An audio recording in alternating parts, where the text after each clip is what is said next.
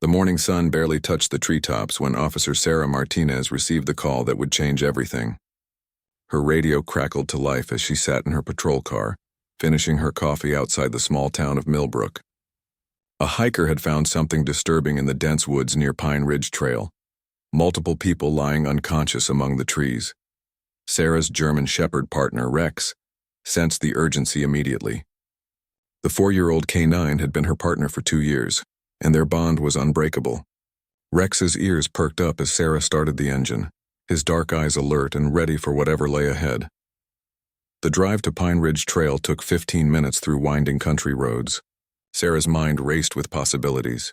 Drug overdoses were becoming more common in their quiet county, but finding multiple victims in the woods was unusual.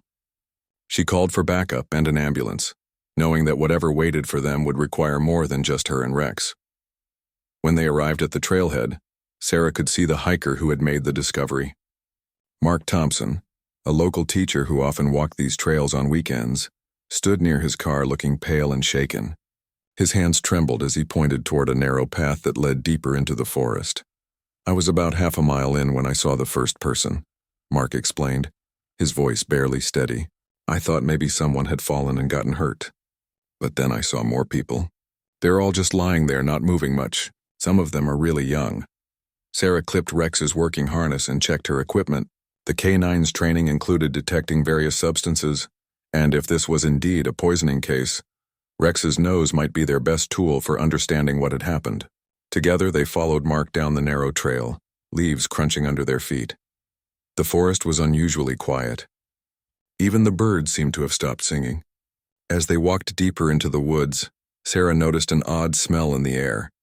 Something sweet but wrong, like fruit that had gone bad. Rex's behavior changed too. His steps became more careful, and he kept looking up at Sarah with concern. After 10 minutes of walking, they reached a small clearing where the unthinkable scene unfolded before them. Bodies were scattered across the forest floor like fallen leaves. Some sat propped against trees, others lay curled on their sides. Sarah counted quickly. More than 20 people of various ages, all unconscious or barely conscious. Her training kicked in immediately. Sarah called for additional ambulances and began checking vital signs. Most of the victims were breathing, but their pulses were weak and irregular. Their skin had a strange bluish tint, and several were foaming at the mouth. These were clear signs of poisoning.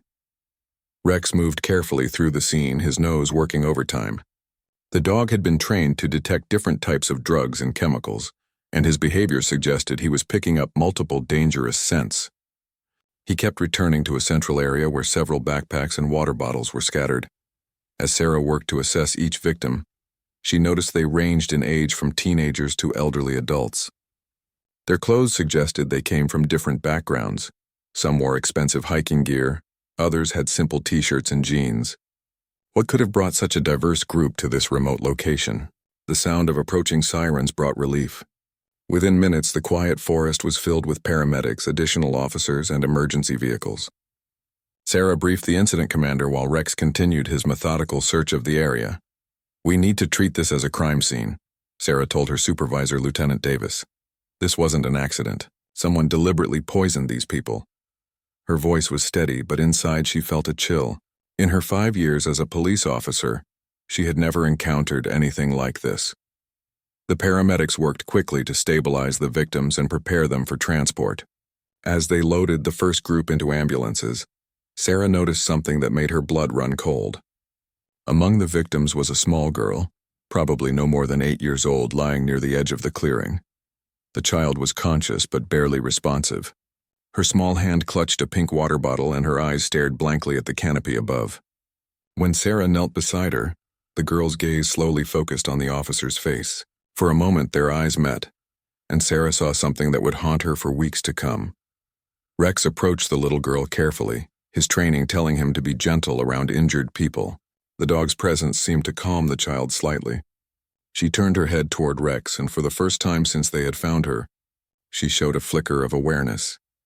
As the ambulance crew prepared to take the girl to the hospital, Sarah made a promise to herself.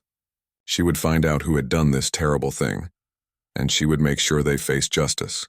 The image of that little girl's frightened eyes was now burned into her memory. and it would drive her investigation forward. The forest clearing that had been peaceful that morning was now a hub of activity. Crime scene technicians began collecting evidence while detectives started their preliminary investigation.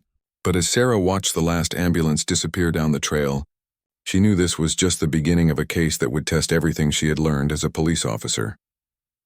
Rex sat beside her, his job for now complete. But both officer and dog sensed that their real work was just starting. Somewhere out there was a person capable of poisoning more than 20 innocent people, including a child, and Sarah Martinez was determined to find them. The hospital corridors buzzed with controlled chaos as Sarah and Rex arrived at Millbrook General. 23 victims had been rushed to the emergency department, overwhelming the small hospital's capacity. Dr. Emily Rodriguez, the head of emergency medicine, met them at the entrance with grim news.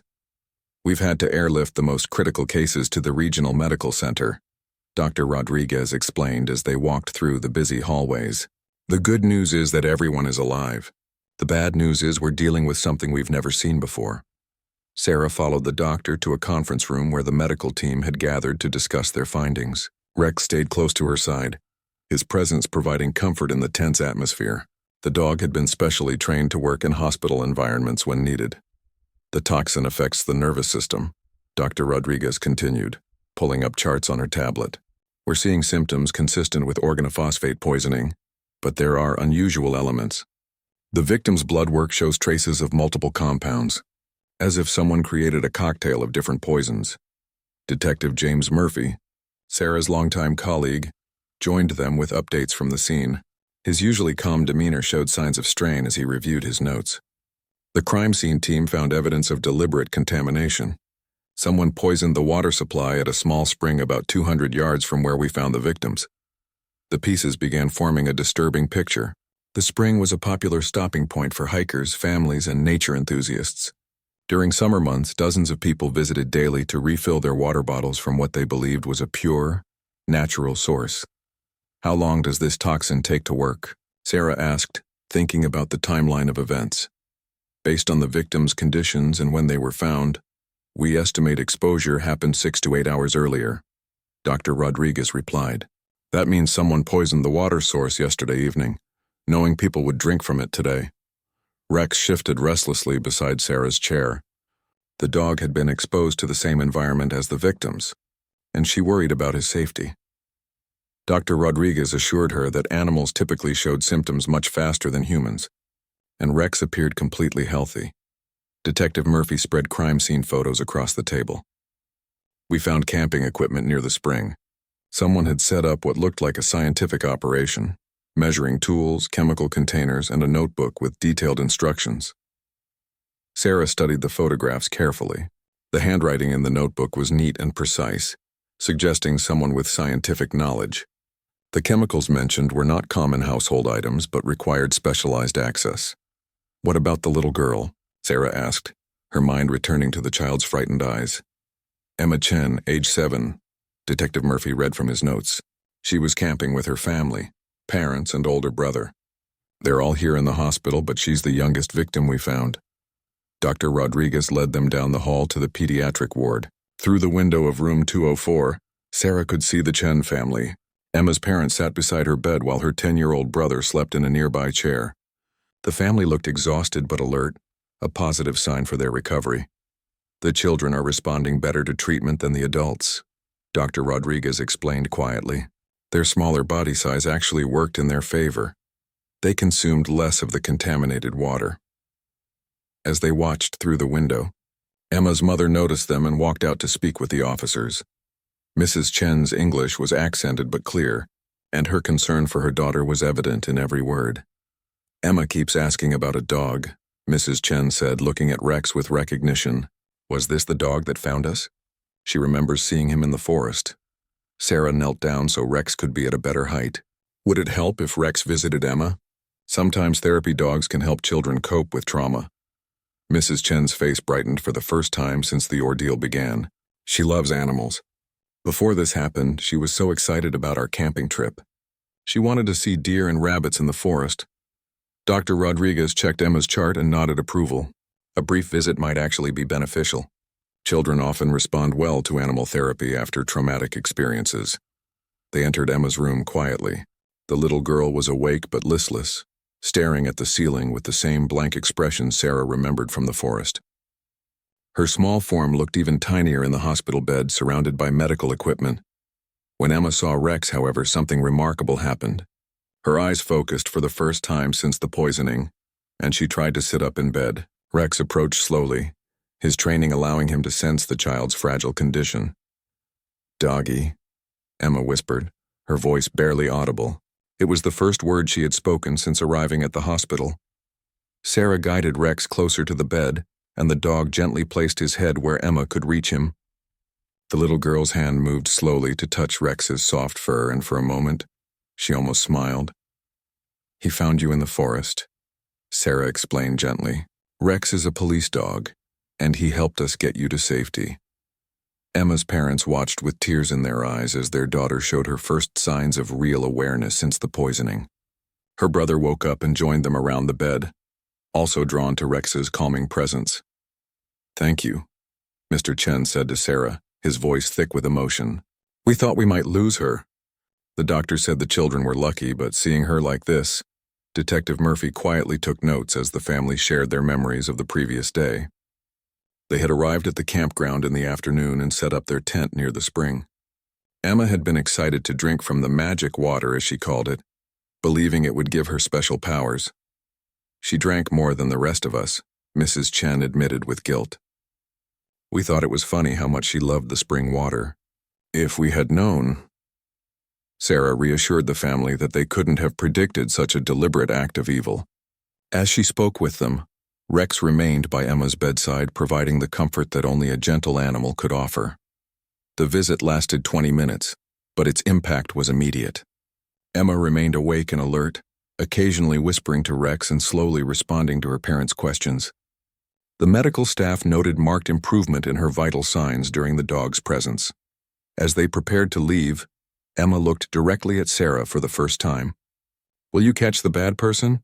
she asked in her small voice. Sarah met the child's gaze with determination. "Yes, Emma. Rex and I are going to find whoever did this, and we're going to make sure they can never hurt anyone again."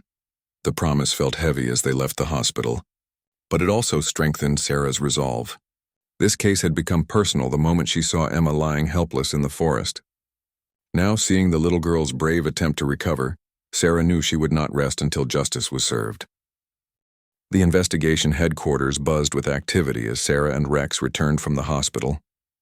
The police station had been transformed into a command center, with whiteboards covered in photographs, timelines, and evidence lists.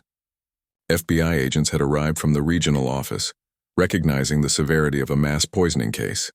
Agent Lisa Parker, a specialist in environmental crimes, briefed the team on their findings. The chemical analysis had revealed a sophisticated mixture of toxins, not something an amateur could have created. The perpetrator clearly had advanced knowledge of chemistry and access to restricted substances. "We're looking for someone with scientific training," Agent Parker explained, pointing to test results displayed on the wall. The compound used required precise measurements and timing. This wasn't a random act of violence. Detective Murphy had spent the morning interviewing witnesses who had visited the area in recent days. A pattern was emerging that painted a troubling picture of careful planning and surveillance. 3 different hikers reported seeing a person in a white lab coat near the spring area on Friday, Murphy reported. They thought it was someone testing water quality for the Park Service. Sarah studied the witness descriptions carefully. The suspect was described as average height, wearing glasses and carrying what appeared to be scientific equipment. The lab coat had provided perfect camouflage, making people assume this was an official activity. Rex lay at Sarah's feet, resting after their emotional hospital visit. The dog had been working for hours, and his keen senses needed a break from the intense smells and activity of the investigation. Sarah made sure he had water and a quiet corner to decompress. The forensics team had made a breakthrough with the notebook found at the scene. The handwriting analysis suggested someone with advanced education, possibly in chemistry or environmental science. More disturbing was the content, which showed detailed plans for the poisoning spanning several weeks. "Look at this." Agent Parker called everyone's attention to a page from the notebook. The suspect wrote about testing different concentrations and timing the release for maximum impact. This was planned as an experiment. The realization sent chills through the room. They weren't dealing with someone seeking revenge or making a statement. This appeared to be a person treating human lives as test subjects for some twisted research project. Sarah's phone rang with an update from Dr. Rodriguez at the hospital. The good news was that all victims were responding to treatment. The concerning news was that blood tests revealed the toxin had been designed to study human response to chemical exposure. The poison was engineered to be non-fatal, but to cause maximum neurological disruption. Dr. Rodriguez explained over the speakerphone. Whoever did this wanted to observe the effects without actually killing anyone. Agent Parker nodded grimly.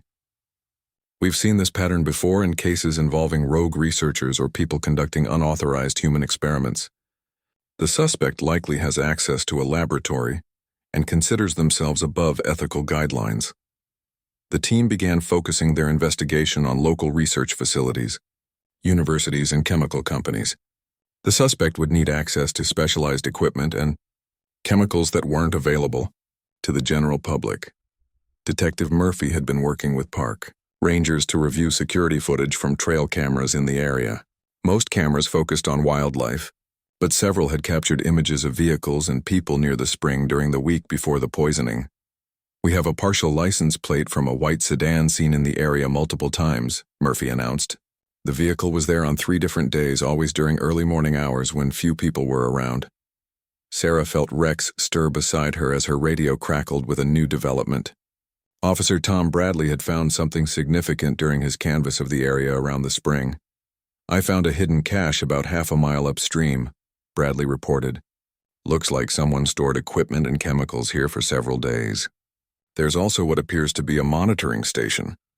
The team immediately mobilized to investigate this new discovery. Sarah and Rex joined Agent Parker and Detective Murphy for the hike back into the woods. The forest that had been filled with emergency vehicles that morning was now quiet again. But the memory of finding those poisoned victims made every step feel heavy. Bradley led them to a carefully concealed area behind a large fallen tree. Someone had created a temporary laboratory using camping equipment and scientific instruments. Chemical containers were buried in waterproof cases, and a small weather station had been recording temperature and humidity data. Rex's behavior changed immediately when they approached the site. His nose worked frantically and he began showing signs of stress. Sarah recognized these signals. Her partner was detecting dangerous chemicals that made him uncomfortable. "Stay back," Agent Parker warned as she put on protective gear. If Rex is reacting this strongly, there could still be active contamination. The FBI's hazmat team arrived within an hour to safely process the scene. What they found painted an even more disturbing picture of the suspect's activities. The hidden laboratory contained detailed logs of chemical mixing, weather monitoring, and plans for observing the poisoning effects. Most chilling was a journal that described the victims as test subjects and speculated about optimal conditions for chemical absorption. The writer showed no concern for human suffering, viewing the entire incident as a scientific experiment.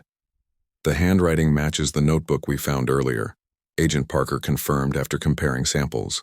We're definitely dealing with one person, someone who has been planning this for weeks.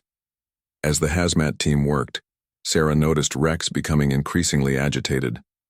The dog kept looking toward a specific area downstream, his body language indicating he detected something important.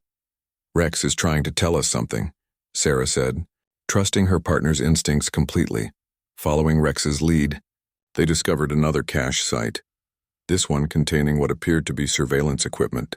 Hidden cameras had been positioned to record the spring area, allowing the suspect to monitor their victims from a distance. The cameras contained memory cards with footage spanning 2 weeks. Agent Parker's team would need to review hours of recordings, but initial examination showed the suspect had filmed themselves setting up the poisoning apparatus and had recorded some of the victims arriving at the contaminated spring. This person documented their crime, Detective Murphy said with disgust. They wanted to preserve evidence of what they had done. As afternoon turned to evening, the investigation team had gathered substantial evidence but still lacked the suspect's identity. The hidden laboratory and surveillance equipment showed sophisticated planning and execution, but the perpetrator had been careful to avoid showing their face on camera. Sarah and Rex returned to the police station as the first day of investigation concluded. The evidence was overwhelming in its scope but frustrating in its anonymity. They knew they were looking for a highly educated person with access to laboratory equipment, someone who viewed human beings as test subjects. That evening, Sarah visited Emma again at the hospital. The little girl was sitting up in bed, coloring in a book her mother had brought. When she saw Sarah and Rex, Emma's face lit up with the first genuine smile anyone had seen since the poisoning. "Did you find the bad person yet?" Emma asked, her voice stronger than it had been that morning. Sarah sat beside the bed while Rex positioned himself where Emma could pet him. "We're getting closer, Emma. Rex found some important clues today that will help us catch them." Emma looked seriously at both officer and dog. "Rex is the best police dog ever," she declared. "When I get better, can I help you catch bad people too?" The innocent question brought tears to Sarah's eyes, but she managed to smile. "You're already helping us, Emma. You're being brave and getting better. And that's the most important job of all." As they left the hospital that night, Sarah felt the weight of responsibility more heavily than ever. Emma's trust and the courage of all the victims demanded justice, and she was determined to deliver it. The breakthrough came on the second day of investigation, when the FBI's computer forensics team cracked the encryption on the surveillance cameras. Agent Parker called Sarah and Detective Murphy to the command center with urgent news that would change everything. "We have our suspect," Agent Parker announced, pointing to a clear image on the large monitor. The footage showed a person in their 30s carefully setting up equipment near the spring, their face clearly visible when they removed safety goggles. Dr. Marcus Webb, a former research chemist who had been fired from the state university 6 months earlier for conducting unauthorized experiments. His dismissal had been kept quiet to avoid publicity, but internal documents revealed a pattern of increasingly dangerous behavior. Sarah studied Webb's photograph and employment records while Rex sat alertly beside her. The suspect had access to all the chemicals found at the scene through his previous position, and his research background explained the sophisticated nature of the poisoning compound. Webb specialized in neurotoxicity research, Agent Parker continued. His published papers focused on chemical effects on the nervous system. After his termination, he appealed the decision and made several threatening statements about proving his theories were correct. Detective Murphy had already begun tracking Webb's current whereabouts. The suspect had been living in a rented cabin 15 miles from the poisoning site, isolated enough to conduct his illegal research without detection. Local records show he's been purchasing camping equipment and scientific supplies for the past month, Murphy reported. He paid cash for everything and used fake names, but store security cameras caught him. The team prepared for what could be a dangerous arrest. Webb's psychological profile suggested someone who viewed himself as superior to others and might react unpredictably when confronted. Sarah and Rex would accompany the arrest team, as Rex's training included detecting hidden chemical weapons. The drive to Webb's cabin took them through winding mountain roads past dense forests. Sarah couldn't help thinking about Emma and the other victims as they approached the suspect's hideout. This man had treated innocent people, including a 7-year-old child, as laboratory rats. Rex sensed the tension as they neared the location. The dog's alertness increased and his body language indicated he was ready for action. Their bond had grown stronger during this case, and Sarah trusted Rex's instincts completely. The cabin sat isolated among tall pine trees, with Webb's white sedan parked outside. Smoke rising from the chimney indicated someone was home. Agent Parker coordinated the approach, positioning teams around the building to prevent escape. Through surveillance equipment, they could see Webb moving around inside the cabin. He appeared to be working at a table covered with scientific equipment, completely unaware that law enforcement had found him. "We need to be careful," Agent Parker warned the team. "Intelligence suggests he may have additional chemical weapons inside. Don't enter until the hazmat team clears the area." Sarah and Rex positioned themselves with the perimeter team while FBI agents approached the front door. The arrest needed to be swift and safe, preventing Webb from destroying evidence or releasing any dangerous substances. The knock on the door brought immediate response from inside the cabin. Webb's voice could be heard clearly as he demanded to know who was there. When agents identified themselves, a long silence followed before the sound of breaking glass indicated the suspect was destroying evidence.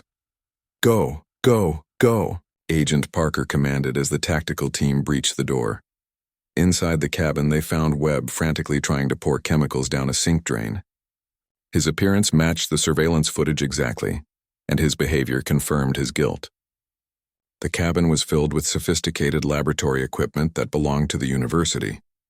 Dr. Marcus Webb, you're under arrest for multiple counts of attempted murder and terrorism, Agent Parker announced as officers secured the suspect. Webb's reaction was not what anyone expected. Instead of resistance or denial, he seemed excited that someone had finally recognized his work. His eyes lit up as he looked at the assembled law enforcement officers. "You found my research station," Webb said with disturbing pride. "Did you analyze the compound?" "The neurological effects were precisely calibrated. No one died, you know. That wasn't the objective." Sarah felt sick listening to Webb talk about the victims as if they were nothing more than data points. Rex growled softly, the dog's instincts, telling him this person was dangerous. The hazmat team began, processing the cabin while Webb continued talking about his experiment. He showed no remorse for the suffering he had caused, only frustration that his research had been interrupted.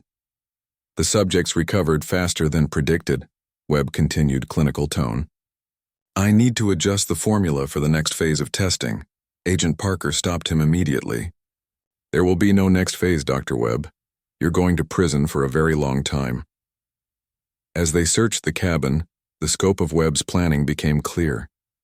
He had detailed files on dozens of potential test sites around the region, including schools, parks, and community centers. The spring had been just the beginning of a larger plan.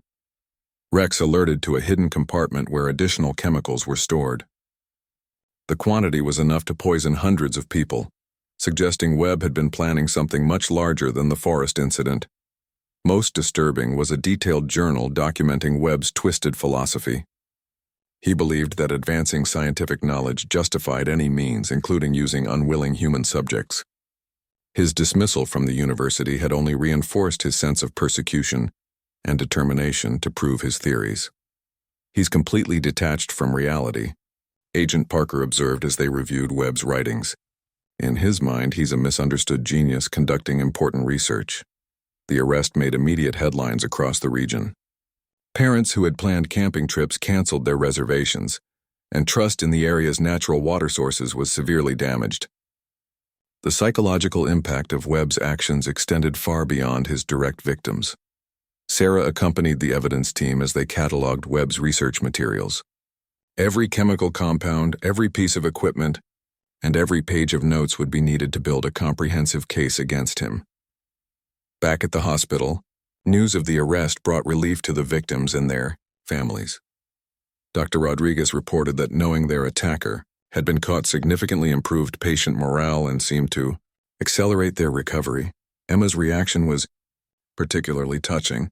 When Sarah and Rex visited that evening to share the news, the little girl clapped her hands and hugged Rex tightly. "You really did catch the bad man," Emma said with wonder. "Rex is the smartest dog in the whole world." Her parents thanked Sarah repeatedly, their relief evident after 2 days of uncertainty and fear. Mr. Chen had researched Webb's background and was horrified to learn their family had been victims of an illegal scientific experiment. "How could someone do this to children?" Mrs. Chen asked, her voice filled with anger and confusion. Sarah had been asking herself the same question since Webb's arrest. The suspect's complete lack of empathy was difficult for normal people to understand. Webb viewed other humans as objects to be studied rather than as people with feelings and families. As the evening ended, Sarah realized this case had changed her perspective on police work. She had always known that evil existed in the world, but Webb's calculated cruelty was different from anything she had encountered. Rex seemed to sense her mood as they walked to their patrol car. The dog stayed close to her side, providing the comfort and loyalty that made him such an excellent partner.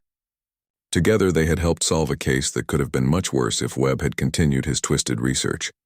The investigation was far from over, but the most important goal had been achieved. Webb was in custody, his chemical weapons were secured, and the victims were recovering. Justice was beginning to take shape, though Sarah knew the legal process would be long and difficult.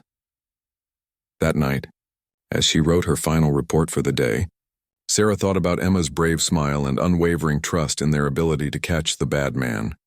It was that trust that made all the long hours and difficult moments worthwhile.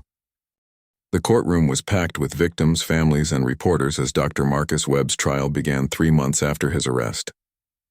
Sarah sat in the front row with other officers who had worked the case, while Rex waited patiently in the hallway outside, as dogs weren't allowed in the courtroom during proceedings. Webb's appearance had changed dramatically during his time in jail. The confident researcher who had boasted about his experiments now looked pale and thin, his hair unkempt and his eyes constantly darting around the room. The reality of his situation seemed to have finally penetrated his delusions of scientific grandeur.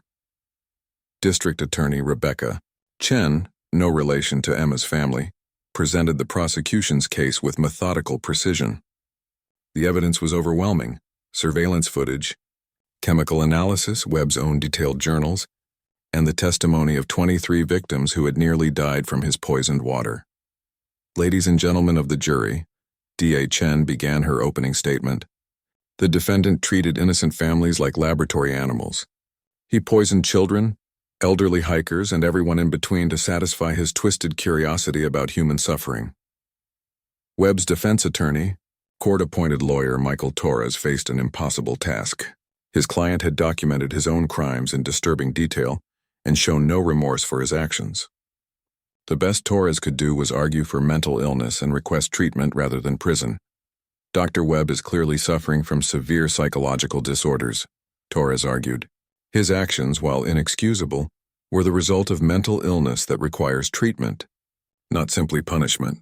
The prosecution's witnesses painted a devastating picture of Webb's calculated cruelty. Dr. Rodriguez testified about the victims' conditions and the sophisticated nature of the poison that had nearly killed them. Agent Parker presented evidence of Webb's extensive planning and his preparation for future attacks.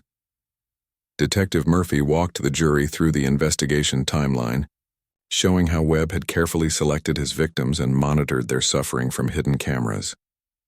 The surveillance footage was particularly damning, showing Webb setting up his equipment with scientific precision. When Sarah took the witness stand, she focused on the human impact of Webb's crimes. She described finding the victims scattered throughout the forest, many of them children, all of them helpless and afraid. The defendant didn't just poison these people, Sarah testified. He stole their sense of safety and trust. Families who used to enjoy hiking together now fear drinking from natural springs. Children wake up with nightmares about the forest. Webb showed no emotion during Sarah's testimony, taking notes as if this were an academic lecture rather than an account of his victims' suffering. His detached behavior reinforced the prosecution's argument that he was a dangerous predator who would strike again if released. The most powerful testimony came from the victims themselves. Emma's father, Mr. Chen, described watching his 7-year-old daughter struggle to breathe while doctors fought to save her life. His voice broke as he recounted Emma's confusion and fear in the hospital. She asked me why someone would try to hurt her, Mr. Chen said through tears. How do you explain to a child that someone poisoned her just to see what would happen? Other victims shared similar stories of trauma and recovery. An elderly couple described losing trust in the outdoor activities they had enjoyed for decades. A teenage boy talked about panic attacks whenever he smelled certain chemicals that reminded him of the forest. Webb's journals were read aloud in court, revealing the depth of his callousness. He had written detailed observations about his victims' suffering, referring to them by numbers rather than names and expressing frustration when they recovered faster than he had predicted. Subject number 12 showed unexpected resilience to neurological disruption. One entry read, future formulations should account for age-related variables in toxin absorption. The prosecution revealed that Webb had been planning even larger attacks before his arrest. His research notes included potential targets like school water fountains, community swimming pools, and food festivals. The spring poisoning had been a test run for much more devastating attacks. Mental health experts testified about Webb's psychological evaluation. Dr. Patricia Williams, a forensic psychiatrist, diagnosed him with narcissistic personality disorder and antisocial tendencies that made him extremely dangerous to society. Dr. Webb shows no empathy for his victims and no understanding that his actions were wrong, Dr. Williams explained. He continues to view his crimes as important scientific research and expresses desire to continue his experiments. The defense's mental health expert, Dr. Robert Klein, agreed that Webb was mentally ill but argued for treatment rather than prison. However, his testimony was undermined when Webb interrupted the proceedings to correct the doctor's description of his research methods. "That's not accurate," Webb called out from the defendant's table. "The neural pathway disruption was precisely calibrated to avoid permanent damage. The subjects were never in real danger of death." Judge Margaret Sullivan had to restore order as families of victims reacted angrily to Webb's continued clinical description of the poisoning. His outburst had effectively demonstrated the prosecution's point about his lack of remorse and continued danger to society. During cross-examination, Webb's defense attorney tried to humanize his client by discussing his academic achievements and early career promise. However, this approach backfired when Webb began describing his research plans for studying human pain tolerance. "The applications for understanding neurological responses to chemical exposure are limitless," Webb said with disturbing enthusiasm. "Military applications alone could justify expanded human testing protocols." The jury's reaction to Webb's testimony was clearly negative. Several jurors looked disgusted as he continued to treat human beings as research subjects even while on trial for attempted murder. On the final day of testimony, Emma Chen took the witness stand. At 7 years old, she was too young to fully understand the legal proceedings, but her presence in the courtroom was powerful. Sarah sat with her, providing moral support as the little girl answered simple questions about her experience. "The bad man made me very sick," Emma said in her small, clear voice, "but Officers Sarah and Rex found me and made me safe again." Emma's testimony lasted only 10 minutes, but its impact was immeasurable. When she mentioned how Rex had comforted her in the hospital, several jury members wiped away tears. Her innocence and bravery stood in stark contrast to Webb's cold calculation. Webb watched Emma's testimony with the same detached interest he showed everything else, occasionally taking notes about her responses. His behavior disgusted even his own attorney, who struggled to maintain professional composure. During closing arguments, Chen summarized the overwhelming evidence against Webb and emphasized the need to protect society from his continued threat. She reminded the jury that Webb had shown no remorse and continued to view his victims as experimental subjects. Dr. Webb poisoned 23 innocent people, including children, to satisfy his twisted curiosity, Chen concluded. "He has shown you exactly who he is, a predator who views human suffering as research data. The only way to protect our community is to ensure he never has the opportunity to harm anyone again." The defense's closing argument focused on mental illness and the possibility of rehabilitation, but Torres knew his case was hopeless. Webb's own behavior during the trial had undermined any sympathy the jury might have felt. As the jury retired to deliberate, Sarah felt confident that justice would be served. The evidence was overwhelming. Webb had effectively convicted himself through his own testimony, and the victims had bravely shared their stories. Outside the courthouse, Emma ran to hug Sarah and asked about Rex, who was waiting in the police car. The little girl had recovered completely from her physical injuries, but the emotional healing would take much longer. "When will the bad man go to jail forever?" Emma asked with the directness that only children possess. Sarah smiled and knelt down to Emma's level. "Very soon, sweetheart. The jury is deciding right now, and then the judge will make sure he can never hurt anyone again. The verdict would come tomorrow, but Sarah already felt that justice was within reach. Webb's victims had found their voices, the evidence was clear, and the community was ready to move forward from this nightmare. The jury deliberated for only 3 hours before reaching their verdict. Sarah sat in the courtroom with Rex at her feet, having received special permission to bring her K-9 partner inside for the verdict reading. Emma and her family sat nearby, the little girl clutching a small stuffed dog that reminded her of Rex. Judge Sullivan called the court to order as the jury foreman stood with the verdict in hand. The courtroom was so quiet that every breath seemed amplified. Webb sat at the defendant's table, still taking notes as if this were a scientific observation rather than his judgment day. "Has the jury reached a verdict?" Judge Sullivan asked. "We have, Your Honor," the foreman replied, his voice steady and clear. "On the charge of attempted murder in the first degree, how do you find?" "Guilty on all 23 counts." On the charge of terrorism, how do you find? Guilty. On the charge of possession of chemical weapons, how do you find? Guilty. The guilty verdicts continued for each of the 17 charges Webb faced. Sarah felt tears of relief as justice was finally delivered for Emma and all the other victims. Rex seemed to sense the positive energy in the room, his tail wagging slightly as he felt Sarah's tension release. Webb showed no reaction to the verdicts, continuing to write in his notebook as if documenting an interesting experimental result. His complete detachment from reality remained disturbing even in this moment of justice. Judge Sullivan scheduled sentencing for the following week, but the jury's guilty verdicts on all charges meant Webb would spend the rest of his life in prison without possibility of parole. The terrorism charges alone carried a life sentence under federal guidelines. Outside the courthouse, victims and their families celebrated the verdict with tears of joy and relief. Emma ran to Sarah and Rex, her face beaming with happiness. "The bad man can't hurt anyone else now, right?" Emma asked, looking up at Sarah with trust and hope. "That's right, Emma," Sarah replied, kneeling down to the child's level. "He's going to jail forever, and he'll never be able to hurt children or families again." Emma hugged Rex around the neck, whispering something in the dog's ear that made his tail wag enthusiastically. The bond between the child and the K-9 officer had become a symbol of hope and healing for everyone involved in the case. Dr. Rodriguez, from the hospital, joined the celebration, bringing updates on the long-term health status of all the victims. Every person who had been poisoned had made a complete physical recovery, though many would need ongoing psychological support to deal with the trauma. "Emma has shown remarkable resilience," Dr. Rodriguez told the gathered crowd. "All the children have, actually. They're proof that the human spirit can overcome even the most terrible experiences."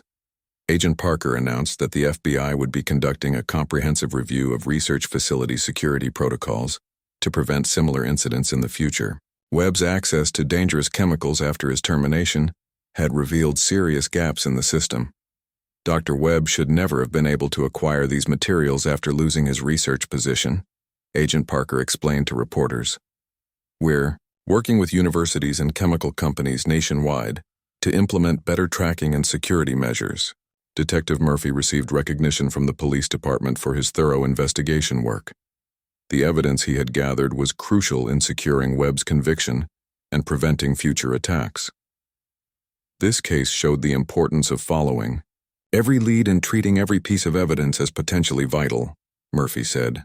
Officer Martinez and Rex were the heroes who found the victims, but solving the case required the entire team working together. Sarah deflected the praise, emphasizing that the real heroes were the victims who had survived Webb's attack and found the courage to testify against him. Their bravery in facing their attacker in court had ensured that justice was served. The sentencing hearing the following week was brief but powerful. Judge Sullivan delivered a stern condemnation of Webb's actions before imposing the maximum penalty allowed under law. "Dr. Webb, your crimes represent a betrayal of scientific ethics, human decency, and basic morality," Judge Sullivan stated. "You treated innocent people, including children, as laboratory subjects for your twisted experiments. Society must be protected from your complete lack of empathy and continued danger to others." Webb received life in prison without parole on each count of attempted murder, to run consecutively, plus additional time for the terrorism and weapons charges. Even with the most generous calculation, he would never be eligible for release. As Webb was led away in shackles, he turned to look at the victims in the courtroom one final time. His expression remained clinically detached, as if he were still studying his test subjects, even as he faced life imprisonment. Emma, now 8 years old and fully recovered, stood with her parents as Webb disappeared from their lives forever. She had grown stronger and more confident throughout the legal process, supported by her family, the medical team, and her friendship with Sarah and Rex. "I'm not scared of the bad man anymore," Emma announced to everyone in the courtroom. "Rex, and Officer Sarah caught him and now he can't hurt anyone." The case officially closed with Webb's sentencing, but its impact continued to ripple through the community. The poisoned spring was permanently closed, and a memorial garden was planned to honor the victims and their recovery. Sarah and Rex received Commendations from the state police and the FBI for their work on the case. More importantly to Sarah, they had helped bring justice for Emma and the other victims who had trusted them to find their attacker. The local schools implemented new safety education programs teaching children about water safety and stranger danger. Emma became an unofficial spokesperson for these programs, sharing her story to help other children stay safe. 6 months after the sentencing, Sarah and Rex visited Emma at her school, where she was giving a presentation about police dogs to her second-grade class. The little girl had become an expert on canine units and proudly introduced Rex as the best police dog in the whole world. "Officer Sarah and Rex saved my life," Emma told her classmates with confidence. "They catch bad people and keep us all safe. When I grow up, I want to be a police officer too, so I can help kids like Rex help me." The children gathered around Rex, who patiently allowed them to pet him and ask questions about police work. Sarah watched Emma leading the discussion with pride, seeing how the little girl had transformed her traumatic experience into a source of strength and purpose. After the school visit, Emma's mother walked with Sarah and Rex to their patrol car. Mrs. Chen had become an advocate for victim rights and worked with other families affected by violent crime. "Emma still talks about you and Rex every day," Mrs. Chen said. "You gave her something more than just safety. You gave her faith that good people will always fight against evil." As they drove away from the school, Sarah reflected on how the case had changed her own perspective on police work. The bond with Rex had deepened through their shared experience of finding and protecting the victims. More importantly, Emma's courage and trust had reminded Sarah why she had chosen law enforcement as her career. Webb would spend the rest of his life in a maximum security prison. His twisted research finally ended. The victims had healed and found strength in their survival. Justice had been served, and the community was safer because of their collective efforts to hold evil accountable. 2 years after Dr. Marcus Webb's sentencing, the memorial garden at Pine Ridge Trail was finally completed. Sarah and Rex attended the dedication ceremony along with all the survivors and their families. The once poisoned spring had been transformed into a peaceful place of reflection and healing. Emma, now 9 years old, had the honor of cutting the ribbon to officially open the memorial garden. She had grown taller and more confident, but her special bond with Rex remained as strong as ever. The little girl who had once lay helpless in the forest now stood as a symbol of resilience and hope. "This garden is for everyone who got hurt by the bad man," Emma said into the microphone, addressing the crowd with remarkable poise for her age. "But it's also for the good people who helped us get better, especially Officer Sarah and Rex, who never gave up on finding us." The garden featured 23 small trees, one for each victim, surrounding a central fountain where the contaminated spring once flowed. A bronze plaque told the story of the poisoning and recovery, honoring both the victims' courage and the dedication of the first responders who had saved them. Sarah felt proud watching Emma speak to the crowd, but her attention was divided. Rex had been showing signs of slowing down recently, and veterinary tests had revealed early stages of a degenerative condition common in older working dogs. At 7 years old, Rex was approaching retirement age for police canine units. The dedication ceremony concluded with a moment of silence for all victims of violent crime, followed by a celebration of the survivors' recovery and the community's healing. Families shared stories of how they had rebuilt their lives and found new appreciation for everyday moments of safety and normalcy. Dr. Rodriguez, who had treated all the victims, spoke about the medical advances that had come from studying Webb's poison. The research conducted during the victims' treatment had led to better antidotes for similar chemical weapons, potentially saving lives in future incidents. "Something good has come from this terrible experience," Dr. Rodriguez explained. "The knowledge we gained treating these patients will help doctors around the world treat similar poisoning cases more effectively." Agent Parker provided an update on the security improvements implemented at research facilities nationwide. Webb's case had exposed serious weaknesses in chemical tracking systems, leading to comprehensive reforms that made it much harder for dangerous individuals to acquire toxic materials. "Dr. Webb will never have the opportunity to harm anyone again," Agent Parker assured the crowd. "But more importantly, the changes we've made will prevent others from following his path." Detective Murphy, now promoted to sergeant, announced the creation of a specialized task force dedicated to investigating crimes involving scientific knowledge or research facilities. The unit would ensure that cases like Webb's were identified and stopped before they could harm innocent people. As the ceremony ended, Sarah and Rex walked through the memorial garden with Emma and her family. The little girl pointed out specific trees and flowers, explaining how each element of the garden represented different aspects of their shared experience. "This tree is for being brave," Emma said, touching a young oak tree near the fountain. "And these flowers are for getting better after something scary happens." Rex moved slowly beside them, his age becoming more apparent with each step. Emma noticed his careful movements and knelt down to gently pet his graying muzzle. "Are you getting old, Rex?" Emma asked with concern. Sarah knelt beside them, knowing this conversation was inevitable. "Rex has worked very hard for many years helping people. Pretty soon he'll get to retire and just be a regular dog who plays and rests." Emma's eyes filled with tears at the thought of Rex no longer being a police dog. But who will help catch bad people if Rex isn't working anymore? "There are other young dogs training to be police officers," Sarah explained gently. "Rex taught them how to be brave and smart, just like he taught you to be brave." Emma hugged Rex carefully, whispering promises to visit him in retirement. The dog seemed to understand the emotional weight of the moment, nuzzling the little girl who had become such an important part of his life. 3 months later, Rex officially retired from the police force with full honors. Sarah adopted him immediately, ensuring that their partnership would continue in a new form. The retirement ceremony was attended by all the Pine Ridge Trail survivors, with Emma serving as the guest of honor. "Rex saved 23 people in one day," Emma said during her speech at the retirement ceremony. "That makes him the best police dog ever, and now he gets to be the best family dog ever too." Sarah's new canine partner was a young German shepherd named Luna, enthusiastic and eager to learn from Rex's example.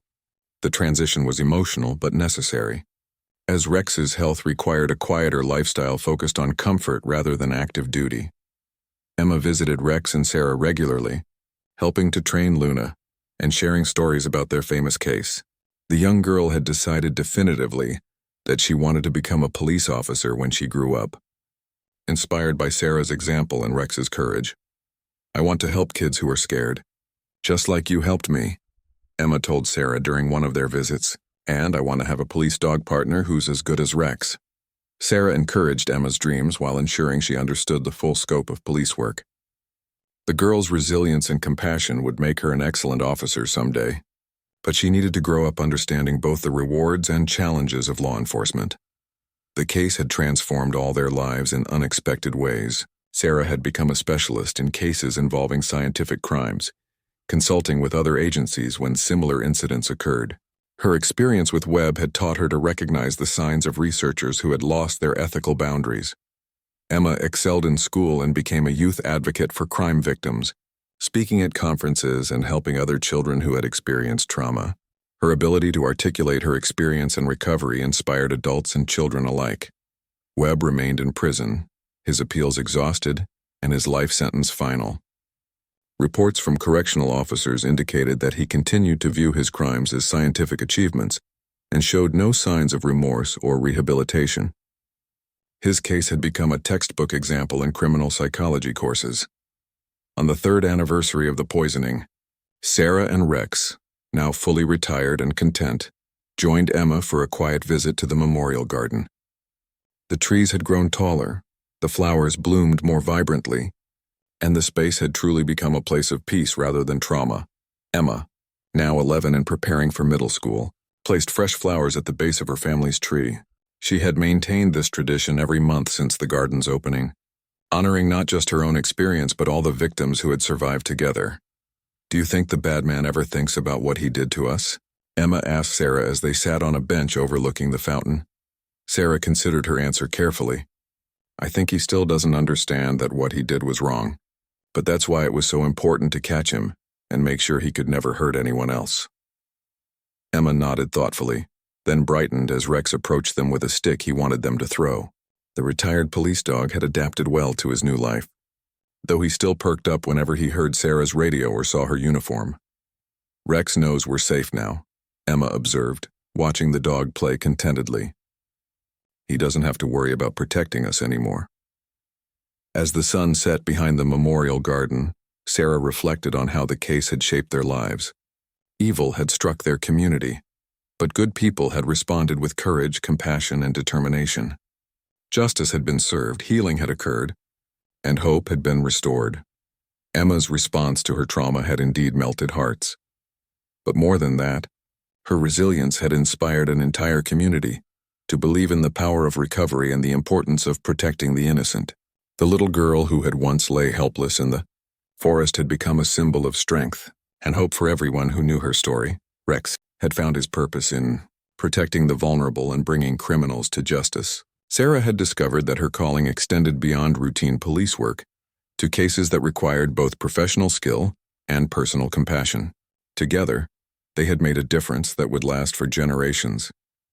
The memorial garden stood as a permanent reminder that even in the darkest moments, human courage and compassion could triumph over evil. Emma's laughter echoed through the peaceful space as she played with Rex, a sound that represented the ultimate victory over those who sought to harm the innocent.